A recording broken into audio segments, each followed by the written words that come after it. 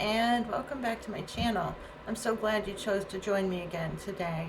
So I wanted to, before I get into the meat and potatoes of this, which is to show and explain the picture in Hannah Karlzon's Seasons book that I had shown in the posts tab as a work in progress. Before I talk about that, I just wanted to very quickly shout out a channel called Jody's Moments.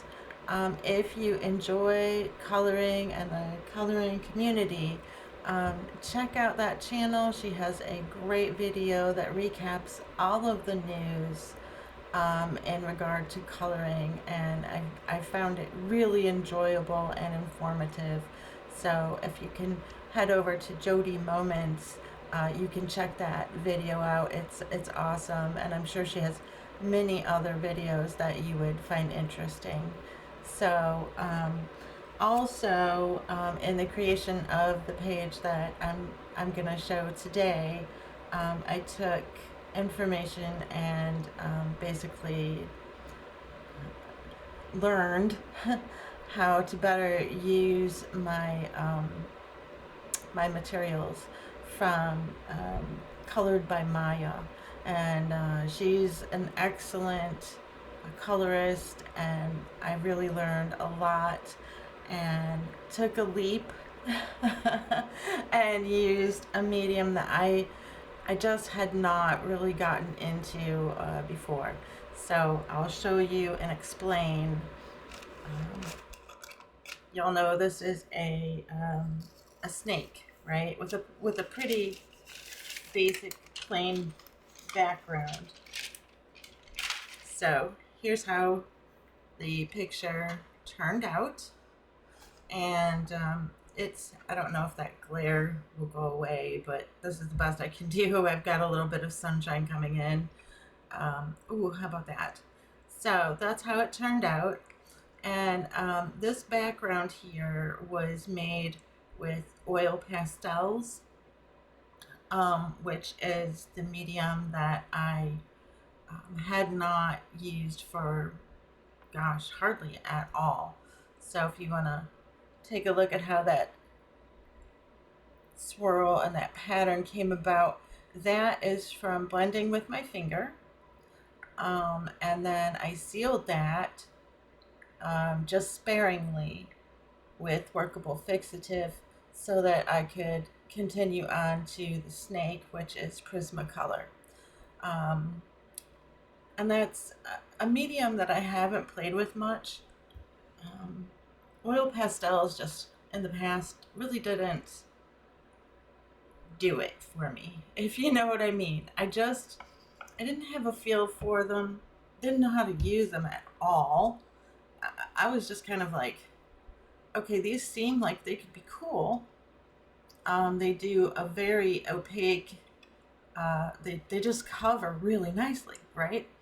But I wasn't sure what to do and how to work with that. So I learned a lot from ColoredbyMaia's channel, and I'm very, very, very grateful to her because I'm going to use this medium a lot more in the future. I really enjoyed using it. It was so fun and relaxing, and you can just play. You can just play. You can blend and shape and just manipulate this medium so easily. It's just that awesome. I encourage you to give it a try. They're not expensive. I have the Mungyo gallery set, which happens to be the same set that ColoredbyMaia works with. One of them anyway. And they are a quality set. But I'm sure, now when I got them, I've had mine for a long time. I got them way back before they were even anything popular or whatever. I think just in artist circles, but I had got them just to mess around with because they were inexpensive, and I really didn't, it was just something kind of like from childhood that you think, okay, what did we do in childhood art classes? And I just bought them on a whim because they were very, very reasonably priced back then. Now they're a lot more, of course, than they were then. It was, like I said, a long time ago, but I think you can get them right now on Amazon for, I think it was like maybe $40 or something for the big set that I have, which is still, I mean, that's still within reason. Um, I don't think that if I really wanted to get them now, or if I needed to replace the set that I have, it would be worth the expense to have them.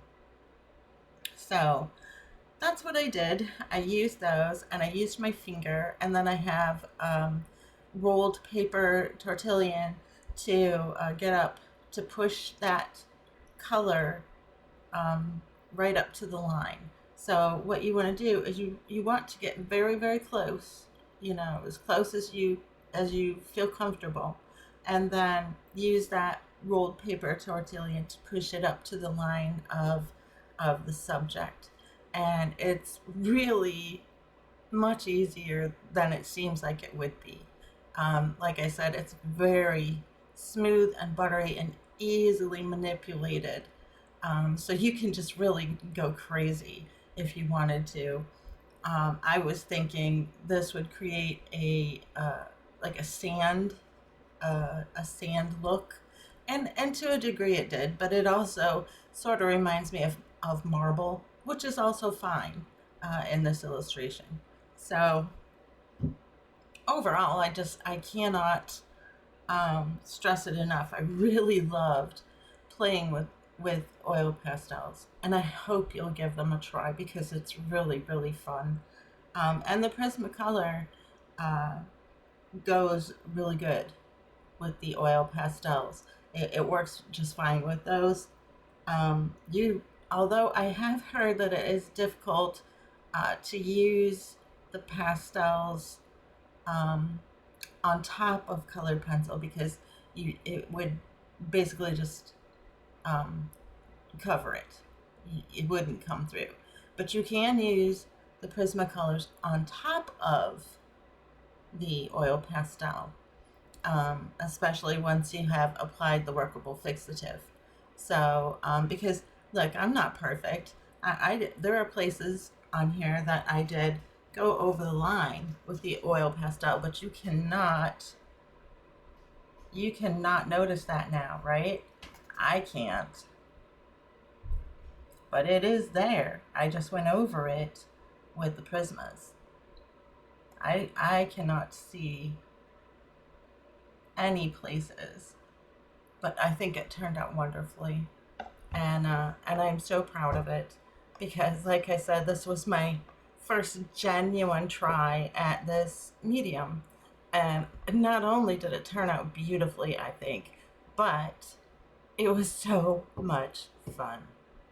So give that a try, and check out those two colorists. Well, at least ColoredbyMaia if you want to learn more about oil pastels, and check out JodyMoments for that news video, and I'm sure she has much other content that you would enjoy. And I really want to thank you for checking out this video, and I hope that that you'll keep an open mind with media that you may not have used, or coloring books that you may not have tried.